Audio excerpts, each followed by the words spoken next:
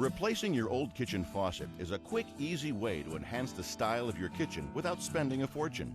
Stick around, and in the next few minutes, we'll show you how to do it yourself. Before you get started, you'll need some basic tools and supplies. First, you'll need to pick out a new faucet. Kitchen faucets are available in a variety of different styles and finishes. To enhance the overall look of your kitchen, select a faucet that goes well with your sink, appliances, and cabinet hardware. When choosing your faucet, you'll need to know how many holes you have in your sink. For simplicity, you'll want the new faucet to take up the same number of holes as the old one. If you buy a model with a pull-out sprayer and you have a separate sprayer attached to your old faucet, you'll want to get a hole cover to conceal the sprayer hole in the sink. We'll be working in a house that has copper water supply lines, as many houses do. Other items we're going to need include some penetrating oil to help loosen up any corroded connections on the old faucet, along with a few old towels, a rag, a bucket, an adjustable wrench, a basin wrench, some Teflon tape, a pair of scissors, and a good build-up removing sink cleaning product. New supply hoses are also a good idea. These hoses operate under pressure and can weaken over time, so it's best to replace them after years of use, just to be safe. Supply hoses with steel sleeves will provide the best protection against bursting. You'll also want a helper to assist you when you're ready to attach the new faucet to the sink. The first step in the project is to take everything out of the under-sink cabinet so that you'll have space to work under there. Then shut off the water supply by turning the hot and cold shutoff valves under the sink.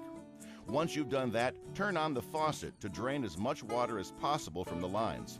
If you have separate hot and cold water taps, turn on both of them. Usually, the most challenging part of a faucet replacement project is accessing all the nuts and fittings you need to get to. You'll be crawling under the sink, and that's not a comfortable place to be, so you may want to use a few old towels to provide some cushioning. If you have a garbage disposal or a P-trap blocking your access to the area underneath the sink, and you can't squeeze around them, you'll need to temporarily disconnect them.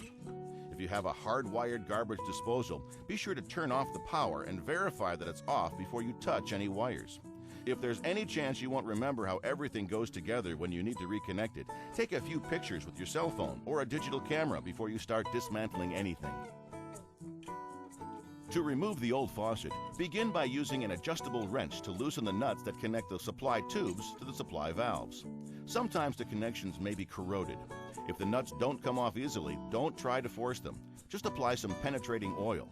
Penetrating oil is a low viscosity oil that's thin enough to seep into tight spaces. Just put a small amount around each nut, holding a rag underneath to catch any drips. Wait a couple of minutes to allow the oil to seep in between the threads, and then the nuts should come off pretty easily. Have a bucket and another old towel handy to catch any water that leaks out as you loosen the connections. Even though you've shut off the water supply and drained out as much water as possible beforehand, there still may be some water left in the lines.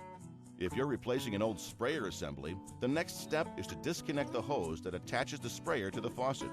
The way you do this will depend on how it's hooked up. Next, remove the mounting nuts underneath the faucet.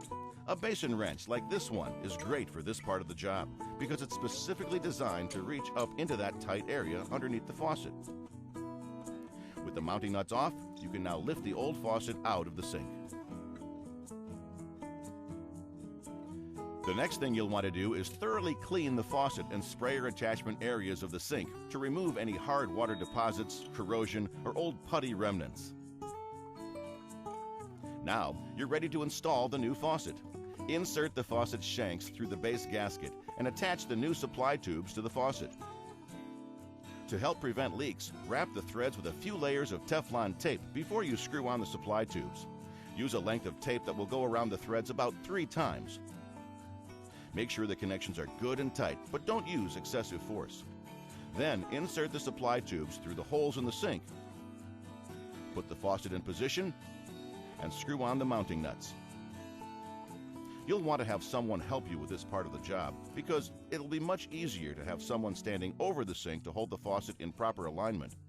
Tighten the mounting nuts, but don't over-tighten them. Next, attach the supply lines to the supply valves. Apply some Teflon tape to the threads on the valves and screw on the nuts.